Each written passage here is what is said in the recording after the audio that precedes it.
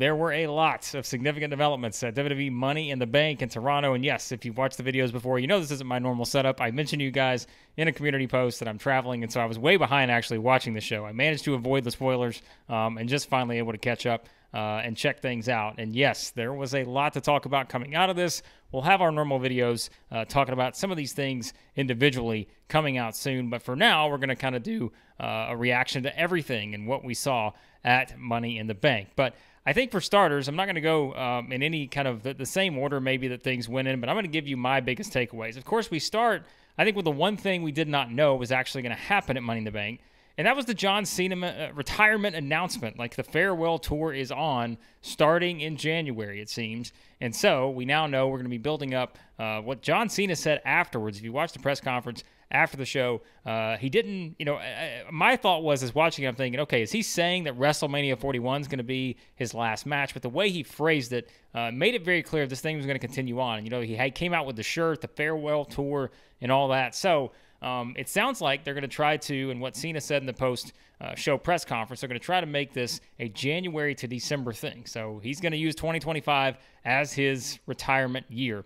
And so how they do that, kind of where they go, I'm very curious to see. But that was something we were not expecting on the show. Because remember, it was a year ago, Cena kind of came out at Money in the Bank and was talking about, trying to get a WrestleMania for London and all that. But now we've talked about in other videos before, Cena's hinted in interviews that, he's getting close to being, retired. And really, you could even in a certain sense say it kind of feels like he has been retired for a while. He's only done some part-time, type stuff. But I think now, though, we know this is what they're building to, and, I thought that was a pretty big thing on the show that we'll certainly talk about, some potential opponents, all that. If you guys go back, I actually did the predicting matches for WrestleMania 41 right after WrestleMania 40.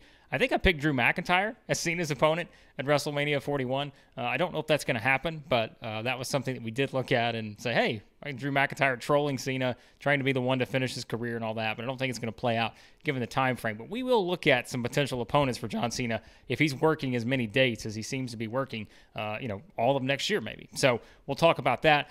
But I will say the thing that I thought was the best on this show, and there were a lot of good things, and there were some other things that we'll talk about that maybe I know people are criticizing, and perhaps rightfully so in a certain sense.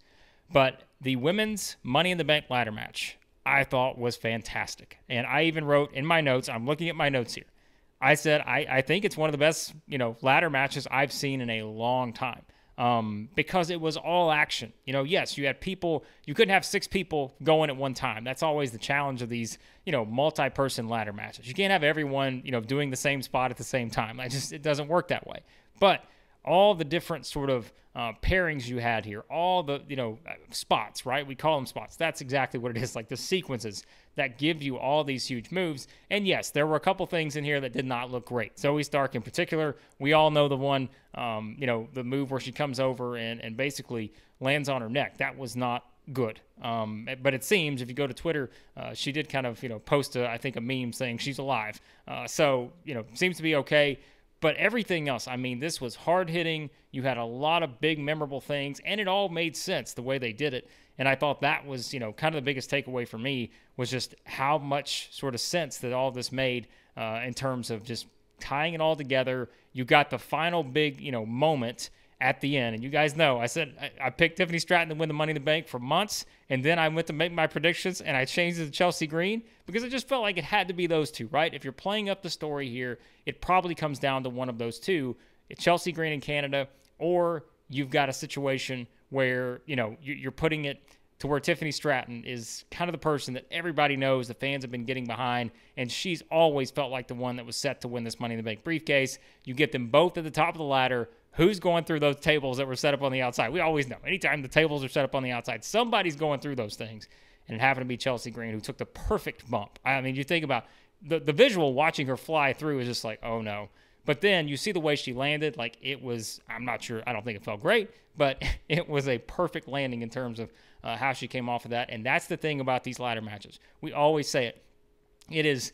There is so little room for error, which, like I said, we saw that kind of with the Zoe Stark thing. And I'm sure there are other spots in there, too, that I don't have in my notes, but I remember seeing them. But you think about how hard it is to pull off all these different things coming out of that. This was just, it was fantastic. Whoever put the match together, whoever decided this is the way it should play out, did a tremendous job. And what it did too, I thought, everyone looked good. Like, yes, there were certain people you could say, all right, that was the performer of the match or whatever, but everybody looked good. There were reasons to kind of, buy into everyone throughout the match. And yeah, it took everyone working together to make this thing as good as it was. They all wanted this briefcase, knowing how much it can change their career. And ultimately, though, it is the one who makes the most sense. As I said, even if we played around and picked Chelsea Green as our prediction for this match, we know Tiffany Stratton's the one now where you can build to those moments with Nia Jax, right? And we talked about it. Like, we know we're getting Nia Jax versus Bayley at SummerSlam. Now you can build those moments in where Stratton is there. She's involved in this. If Bayley wins, okay, there's another scenario that can play out. If Nia Jax wins, there's another scenario that can play out. And if you do get that, to where the fans are already getting behind Tiffany Stratton, and she cashes in on Nia Jax, who the fans are not getting behind, then I think you've got a great moment there, and certainly a memorable one that would give Tiffany Stratton her first women's title on the main roster. So I think that was, the right move ultimately. We could have had a lot of entertaining things to work with Chelsea Green, as we said in the prediction, but I think, Tiffany Stratton winning, probably the right move. Just because, again, we know the push is coming. Like, it's already there, and she's the next big thing, and we've talked about that. So that made, a lot of sense, and like I said, I think it was the best thing on the show. One of the best ladder matches I've seen in a while. I didn't know what to expect. Like I said, I avoided the spoilers, but hey, I'm glad I did, because it would not have been probably, it still would have been great, right? But if I'd have known beforehand how this was going to play out, maybe would not have felt the same way. But seeing it on the first watch, I thought it was tremendous, and definitely must see. If you've not seen the show or whatever, for whatever reason, that's the first thing you should just go watch that. Because that was, I thought, the best thing on there. The men's Money in the Bank ladder match. We said going in, this was a short-term versus long-term idea for WWE. Do they go the short-term route with Drew McIntyre? Do they go the long-term route with Jey Uso? That's what it came down to. They were gonna pick one or the other, right? We were gonna have the Drew McIntyre thing play out in the same night, or we could potentially have the Jey Uso thing play out for months and months, tying into the Bloodline story and all that. They went with Drew McIntyre, and when you see how it played out, again, makes sense. Like, this was, I think I see some people saying, this was kind of a predictable show, but in a certain sense, that's okay. Like, because they've been building this stuff up, like, right? Some of this stuff has been in the works for months, and so the McIntyre and Punk feud, it's been in the work for months. So I think it's okay that this was predictable. Because, and we'll talk about the criticism in a second of the actual, okay, now you don't have a briefcase for a year, which we'll talk about. But, again, I said the question was going to be, was Punk going to screw McIntyre in the Money in the Bank ladder match, or was he going to screw him once he decided to cash in? Because Punk now, going in, right, he knows that McIntyre has already called the shot. If he wins the ladder match, he's cashing in the same night. So that puts Punk in a position where he could take it away from McIntyre by winning it, but it'd be much more sweeter to actually take it away from him when he cashes in. That's what happens. Punk comes out, and yes, it came off the heels of just a very perplexing sequence where Rollins pins Priest. Priest doesn't kick out. The referee only counts to 2. To me, and you guys weigh in with your comments, there may have been, again, I haven't looked, I haven't seen anything like in terms of the comments on this, but to me, it seemed like a situation where it was an error waiting too long to hit McIntyre's music. To me, it seemed like it would have made sense to hit McIntyre's music while the pin's going on. Maybe there's some kind of distraction or something, and that is why maybe Priest doesn't kick out, right? But instead, you have kind of that very just odd sequence where he doesn't kick out, and you think Rollins has the match won, and then McIntyre's music doesn't hit until a little bit after that. But I may have to go back and watch it again. Maybe I missed something, but I don't know if I did on that. But again, I get it. There will be people that are not happy about not having this Money in the Bank briefcase to work with for a year now. And maybe, like we said, you could have given it to Jay. You get a more long-term story out of it and all of that. But I don't know. Like, I get why they did it, and it does escalate that Punk and McIntyre feud out to another. And also what it does, and this is something I think, I didn't talk enough about going into the show, it also gets Rollins back into the picture with Punk. And that was very intentional, clearly, because remember, that's where we were headed before Punk's injury. We were headed towards Punk versus Rollins. And so I think getting Rollins back in the mix with Punk makes a lot of sense, too. And this was the way to do it by having him basically cost McIntyre and cost Rollins at the same time in a different ways, right? So I think that was very important here, and I understand why they did it that way because now where does Rollins go at SummerSlam? I've seen some people talk about, hey, is he the special referee for this match? If you do McIntyre versus Punk, I don't know. Like, we kind of have questions now about what Rollins' role is at SummerSlam. We know it's Gunther versus Priest now. We know it's official. We know it's going to be Punk versus McIntyre. But what does Rollins do? That's an interesting question coming out of this. But, yeah, I thought this was one, the glaring, again, non-kick out aside, it accomplished what it needed to accomplish, and I know why they did it. Like I said, they went short term instead of long term, and we can certainly have our criticisms one way or the other, but it does escalate the feud. That's been one of the best feuds they've had in a long time with McIntyre and Punk. So I know exactly why they did it. It was maybe predictable, but kind of makes sense, I guess, even though I mentioned I would have been intrigued to see what they would have done if they'd given this to Jay, perhaps to see how that tied into the bloodline and the tension and all that. But, hey, you can do that anyways without the briefcase. So, yeah, nothing really else of note there coming out of it except for, like we mentioned, all the things that clearly we're headed towards there. Cody gets pinned by Solo. I mean, you guys know. I talked about in the video. You just thought whenever it was made pretty obvious they were headed towards Cody versus Solo at SummerSlam in the main event. We know that's going to be the main event now. It's going to be Cody defending in Solo because Cody just got pinned by Solo. We knew it had to be that way. If they were booking the 6-man tag, you figured Solo was going to be in it, and he was. It was Solo, Jacob Fatu, Tama Tonga. That was the best grouping to do here. Jacob Fatu, absolute badass. I mean, this guy he's money, and you guys saw that in this match. I mean, he comes, and I love the little storytelling note they did before the match. I'm sure you guys heard it. Everybody's talking about, can Jacob Fatu get into Canada and all this other stuff, right? And they're noting on commentary, Triple H had to pull some strings. Like, he had to go to the government or whatever to make sure we let this dangerous man into Canada. That's the old school stuff that I love. So I'm glad they brought that up on commentary. It's those tiny little things that really make a big difference here. And look, like I said, the finish is probably pretty predictable. You thought the Bloodline would win, and we thought it would be Solo pinning Cody because now that sets up the match. And now you've got a lot of intrigue coming out of it because, you didn't get a debut, you didn't get a Tama Tonga here or anything like that. You have Solo saying that Cody was going to acknowledge him, and now he has to acknowledge him because Solo has pinned Cody.